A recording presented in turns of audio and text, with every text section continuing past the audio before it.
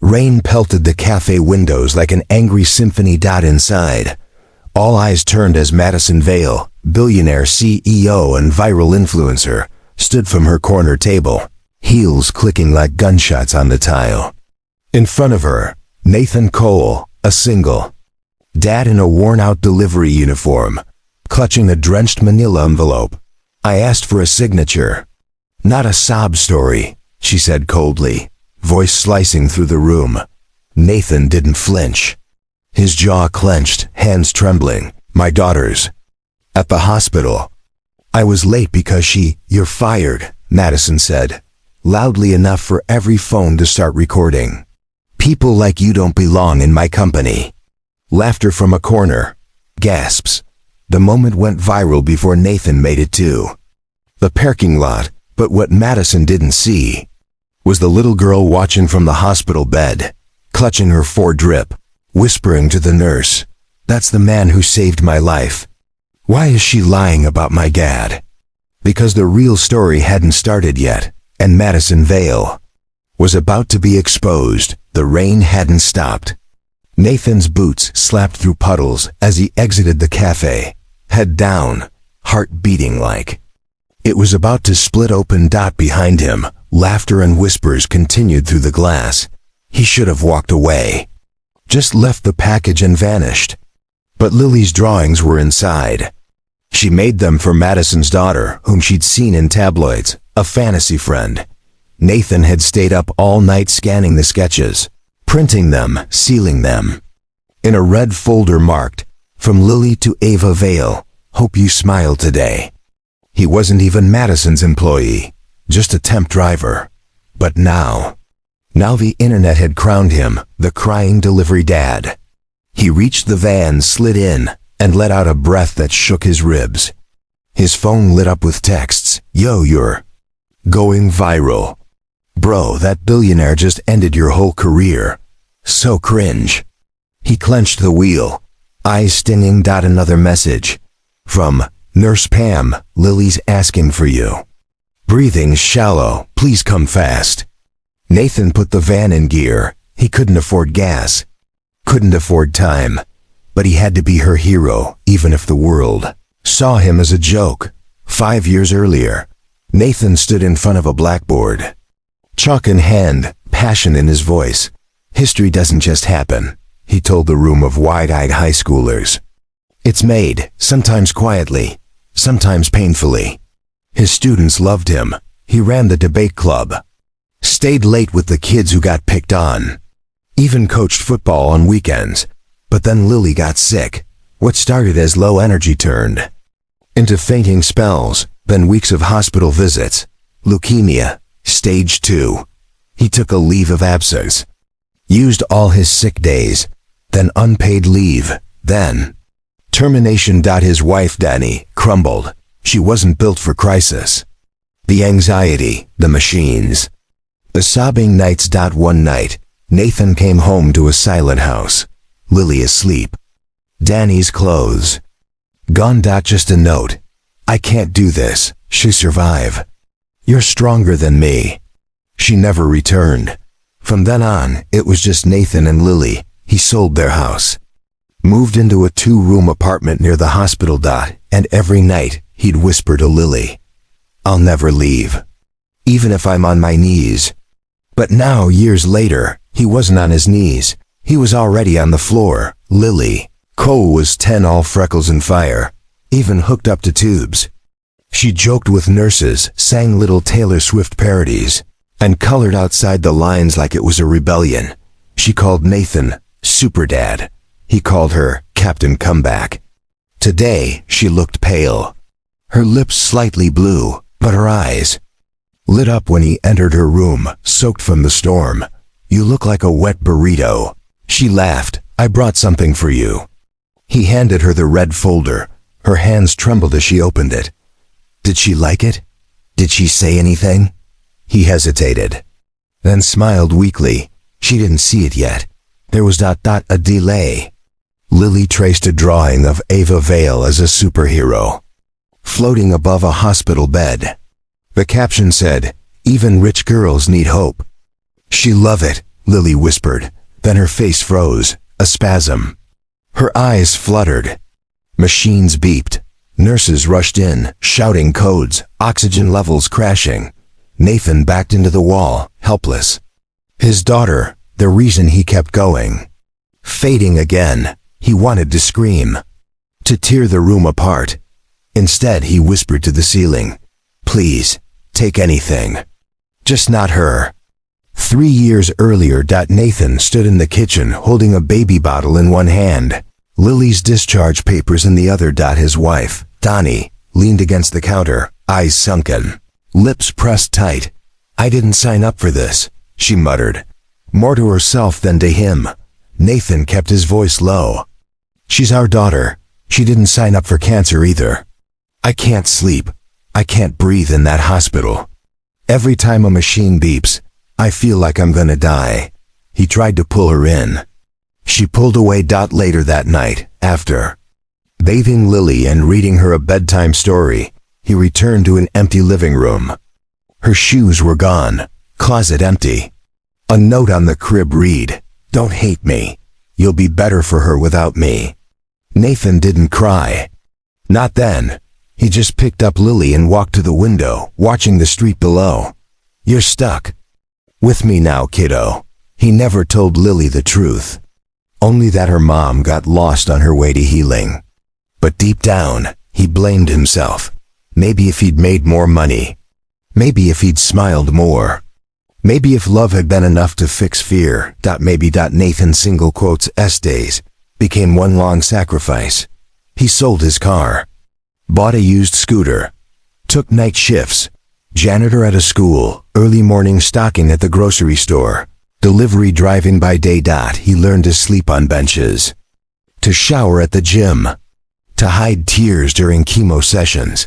But through it all, he smiled for Lily, wrote her notes in her lunchbox like, "You're stronger than a dragon. Love, Dad." She once told him, "If I beat cancer, I'm buying you a golden cape." He laughed so hard, he cried. Sometimes nurses helped. A few doctors went off record to slip free meds. But there were rules. Always rules. No job ever lasted more than a few months. Always the same cycle. "You're late again, Mr. Cole. My daughter had a scan. I'm sorry. You're not reliable." He was getting by on hope and borrowed hours, until a new gig came. Vale Logistics, under Madison Vale's empire. No HR, no bosses. Just deliveries. Easy money. They said. Until it wasn't. The first delivery was a box of herbal teas. To a mansion with marble lions and a robotic gate that called him unverified. Nathan buzzed for 20 minutes. No one answered. He left. The package and a handwritten note. "Sorry for delay. Hospital visit ran over." The next day, his phone buzzed. Madison Vale voice memo.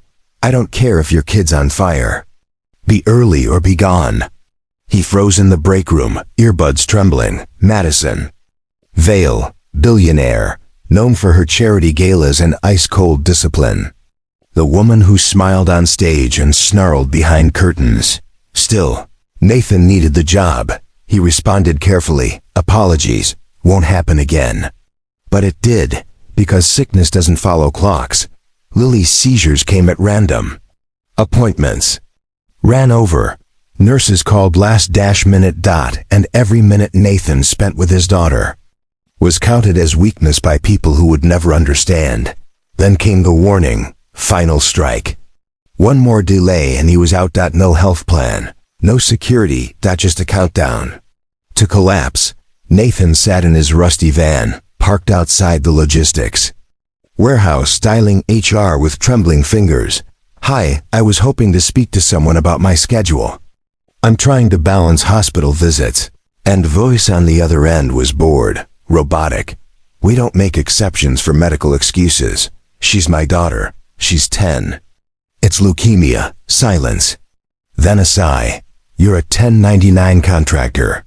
No benefits. If you can't commit, we'll find someone who can."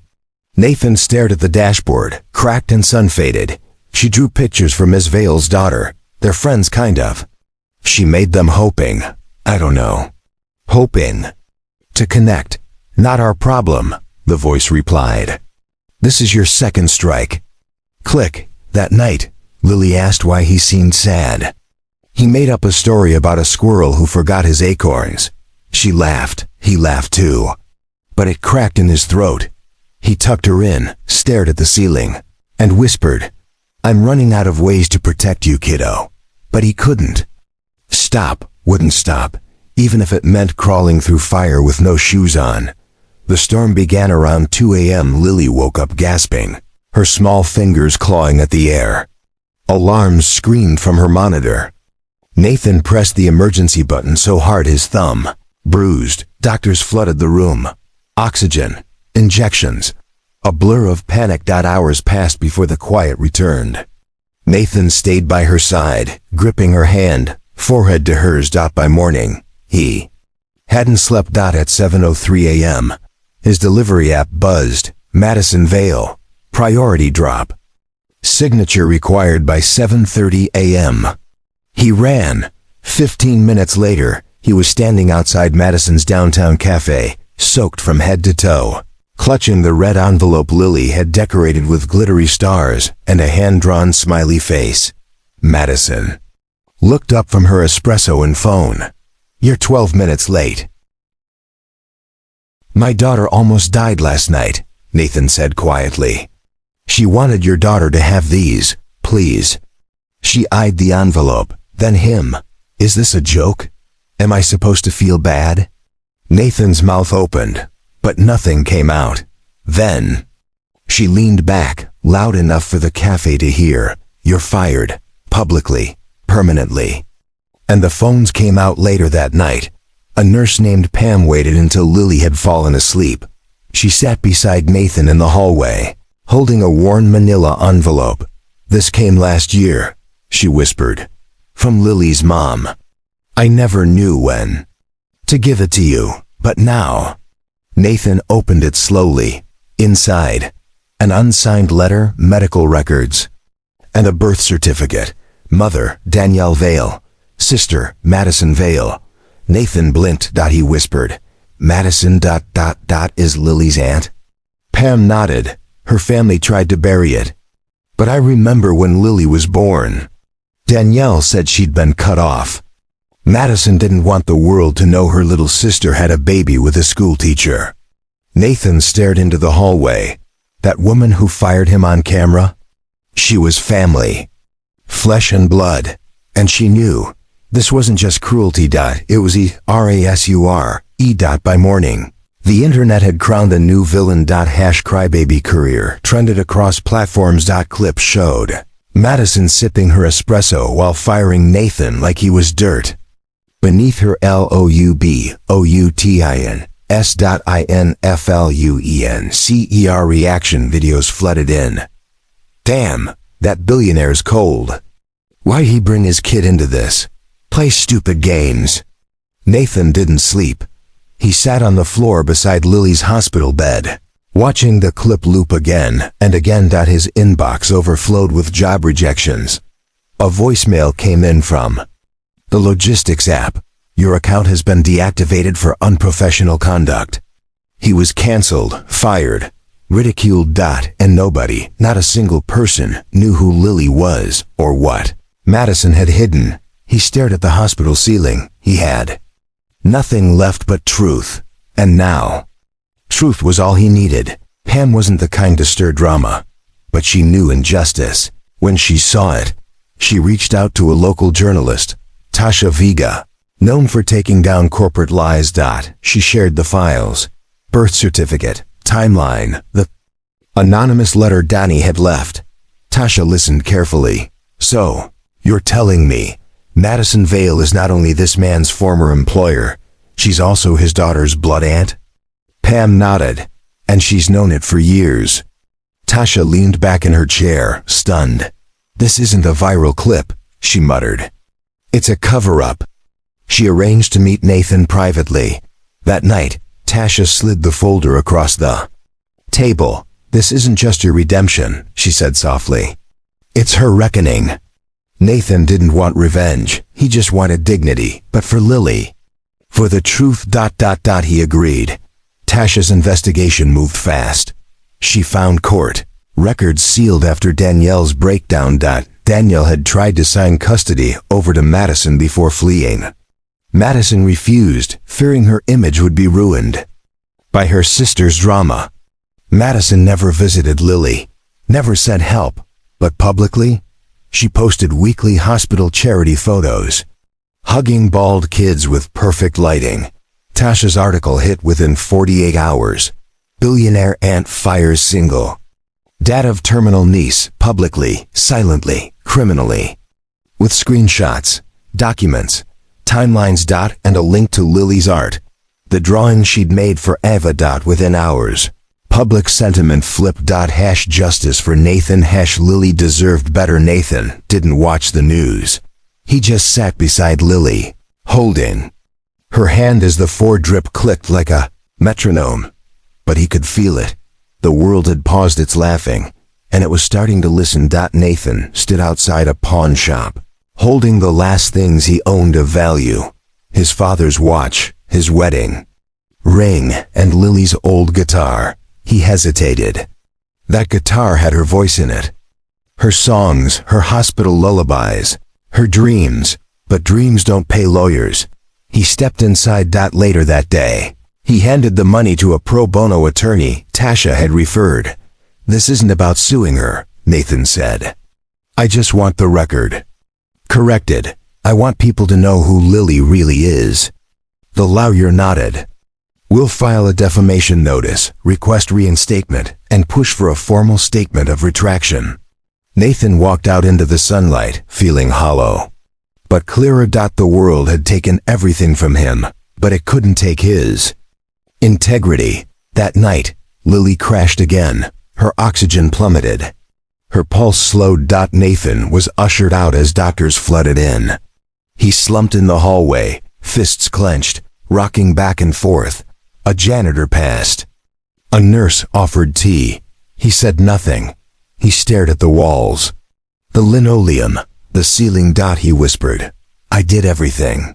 I gave everything, and it's still not enough. For the first time in years, he sobbed without sound.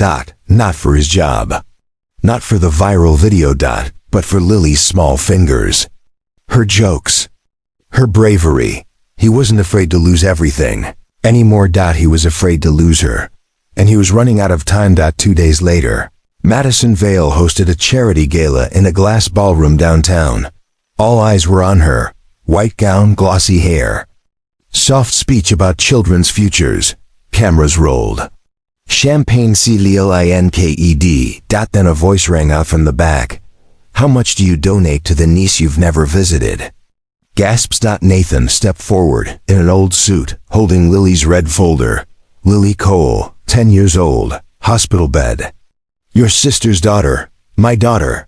Madison froze. Security advanced. Camera swiveled. He opened the folder. She made these for your child while she was in chemo. The screen behind Madison flickered. A glitch?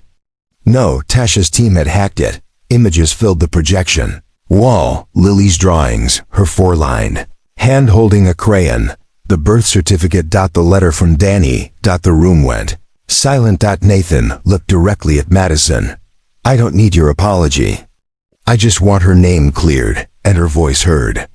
Then he left. No fanfare. No applause. But the truth had detonated like a bomb. By morning, the internet was ablaze. But not at Nathan. Madison's PR team scrambled. She deleted her accounts. Stock in Vale Holdings dipped 11%. News anchors spoke his name with reverence now. Single father, wrongly fired, exposes billionaire family betrayal. Clips of Lily's artwork played on daytime shows. An online campaign began. #Lily, the brave Madison, released a hollow statement. I didn't know. I wish them healing. But Tasha's follow-up story proved otherwise. The tide had turned, and for the first time in months, Nathan felt something new. Hope. A letter arrived at the hospital a week later. From Vale Holdings. They offered Nathan his job back, full back pay, and a public apology. He declined. Another letter came from a small school in the suburbs.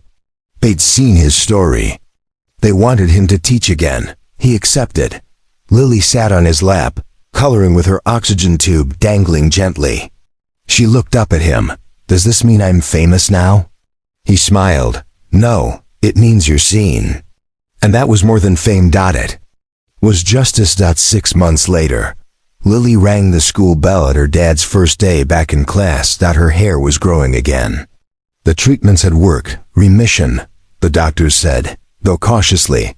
Nathan stood in front of the chalkboard once more, a bit older, a bit weathered, but full of something he hadn't felt in a long time. Purpose. His students clapped.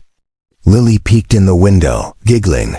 That night as they walked home, she held his hand and said, "You didn't get rich, but you made everyone listen." He smiled. "I just wanted you to smile." She stopped walking, and she did. A big, goofy, glowing smile. Nathan didn't need medals. He didn't need revenge. He had her. And her laughter? That was everything. He never wanted a stage, never asked for sympathy. All Nathan Cole ever wanted was to give his daughter the life she deserved, even if it meant being torn down in front of the world. But truth doesn't stay buried forever. Not when it's carried by love. Not when a little girl draws hope with crayons in a hospital bed. Maybe the world finally saw what it had forgotten, that sometimes the strongest people are the quiet ones, the broken ones, the ones who choose kindness anyway. And maybe, just maybe, that's what real wealth looks like.